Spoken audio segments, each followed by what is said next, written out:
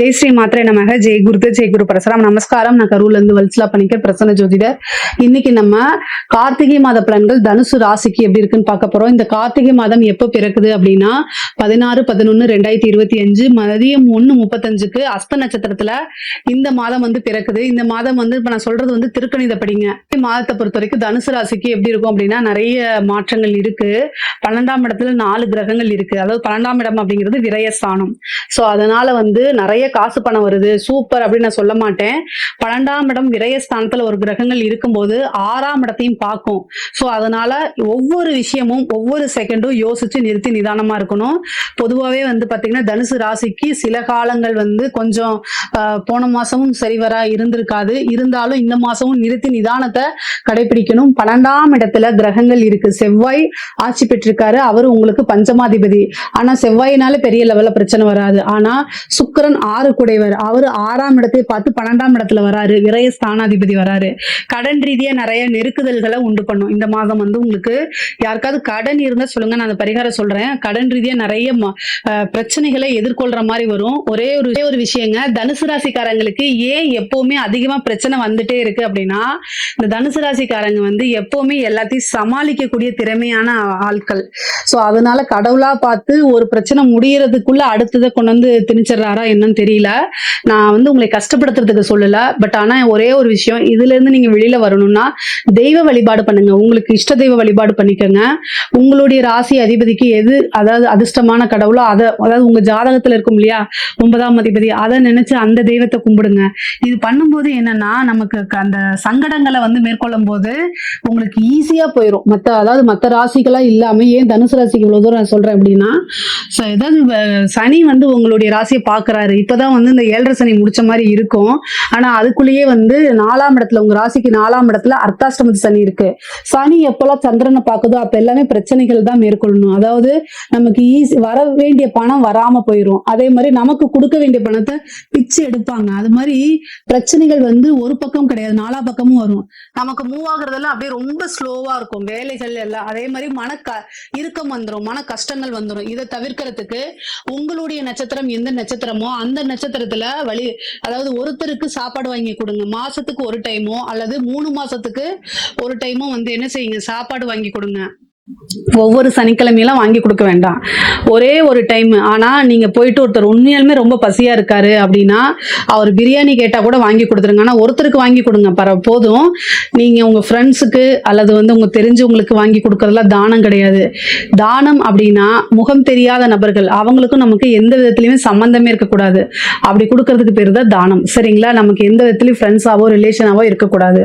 So இந்த மாதிரி கொடுக்கும் போது என்னன்னா உங்களுக்கு அந்த புணர்ப்பு தோஷம்ங்கிறது வேலை செய்யாதுங்க. ஏன்னா சனி சந்திரன் பார்க்கும்போது இந்த தோஷம் புணர்ப்பு தோஷமா மாறும். இதை வந்து தவிர்க்கிறதுக்கு அன்னதானம் பண்ணுங்க. அது ரொம்ப ரொம்ப நல்லது.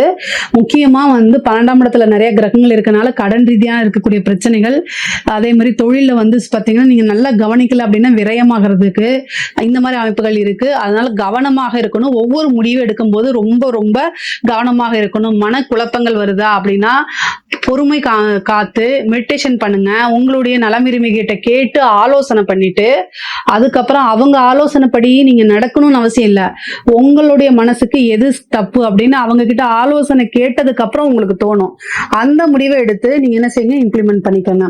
பொதுவாகவே 12ஆம் இடத்துல கிரகங்கள் இருக்கிறது வந்து விரயம் மட்டும் கிடையாது, இன்வெஸ்ட்மெண்ட்டும் கூட.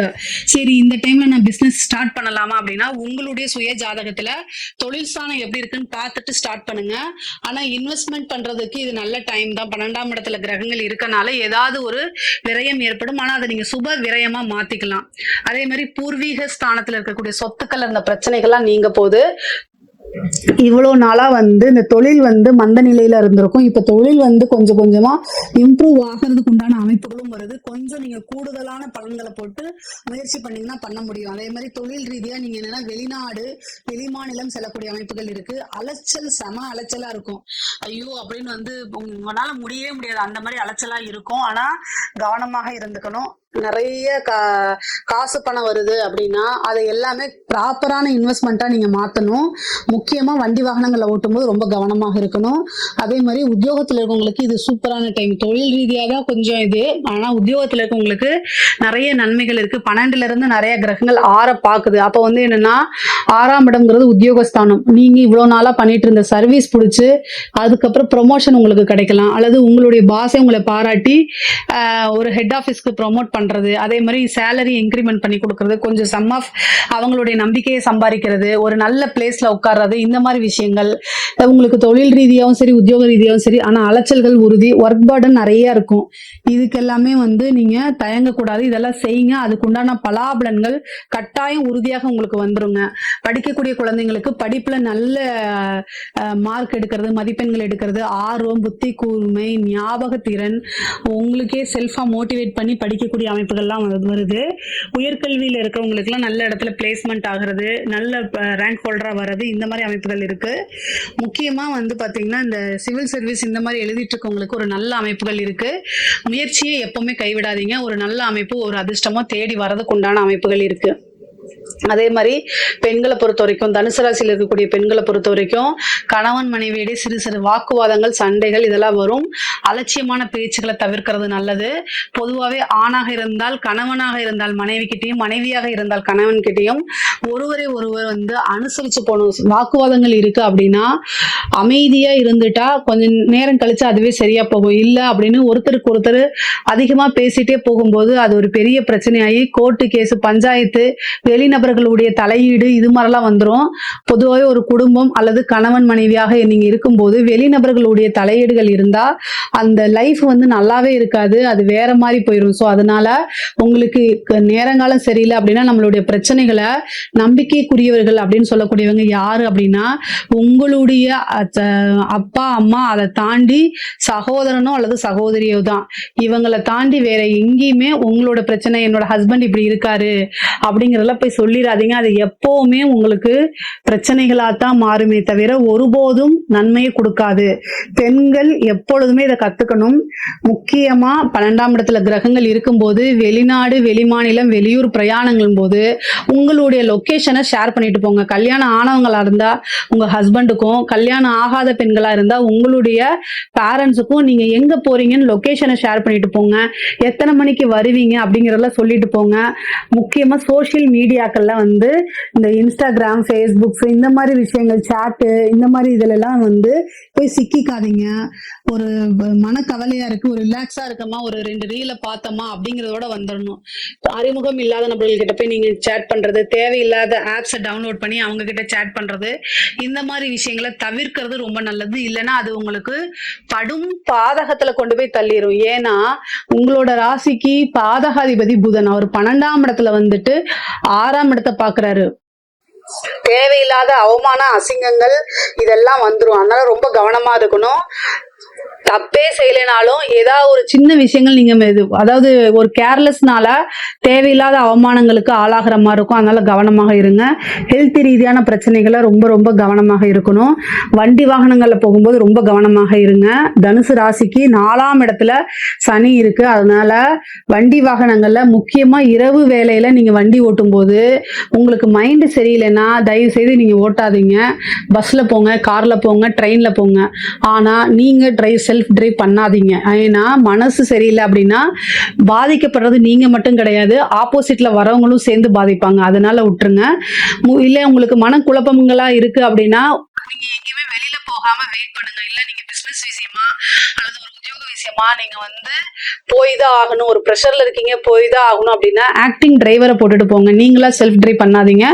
கூடுதலா வந்து பாத்தீங்கன்னா இரவு நேரத்துல நீங்க டிராவல் பண்றதை அவாய்ட் பண்றது ரொம்ப நல்லது. ஆனா ஒரு நம்ம வந்து வளர்ச்சிக்கு வந்து எந்நேரமும் பார்க்க முடியாது. இரவு பகல் பார்க்காம உழைச்சிட்டு இருக்கீங்க அப்படின்னா ஆக்டிங் டிரைவரை பண்ணுங்க, போட்டுட்டு நீங்க வந்து கார்ல போங்க, அல்லது வந்து ஒரு பஸ்ஸை புக் பண்ணுங்க, ட்ரெயினை புக் பண்ணி போங்க, ஃபிளைட்ல போங்க, இந்த மாதிரி போங்க. அப்போ வந்து ஓரளவு உங்களுக்கு வந்து இந்த கெட்ட விஷயங்கள்லாம் தவிர்க்கப்படுங்க. முக்கியமா வந்து இந்த அரசாங்கத் துறையில வேலை பார்க்குறவங்க வந்து ரொம்ப ரொம்ப ஜாக்கிரதையா இருக்கணும்.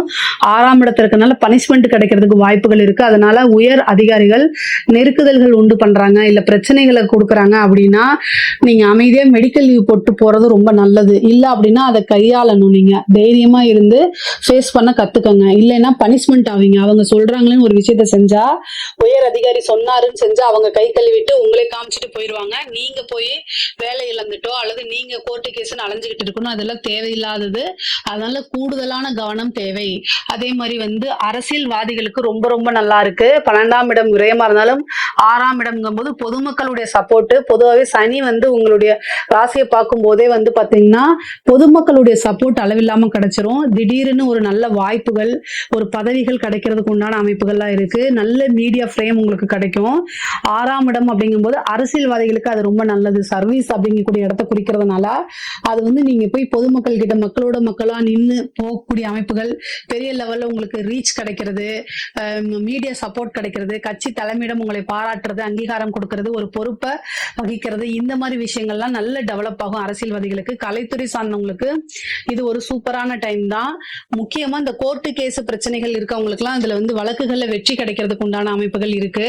நிறைய பேர் வந்து இந்த கலைத்துறை சம்பந்தப்பட்டவங்க இந்த டைமை யூஸ் பண்ணிக்கோங்க. காசு பணத்தை குவிக்கக்கூடிய டைம் தான். அரசியல்வாதிகளுக்கும் ரொம்ப ரொம்ப நல்லா இருக்கு. பொதுவாகவே தனுசு ராசிக்காரங்களுக்கு நிறுத்தி நிதானமா ஒரு விஷயத்தையும் எடுத்து முடிவுகளை வந்து எடுக்கும்போது பொறுமையை கையாண்டாலே இந்த மாசம் வெற்றிகரமான மாசமா தான் இருக்கும். இதுல ஏதாவது சந்தேகங்கள் இருக்கு அப்படின்னா கமெண்ட்ஸ்ல கேளுங்க.